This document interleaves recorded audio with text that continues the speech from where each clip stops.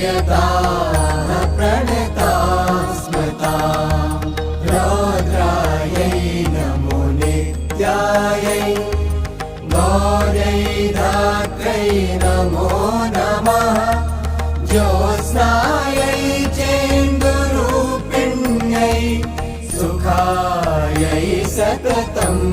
नमः कल्याणै प्रणतां वृद्ध्यै सिद्ध्यै कुर्मो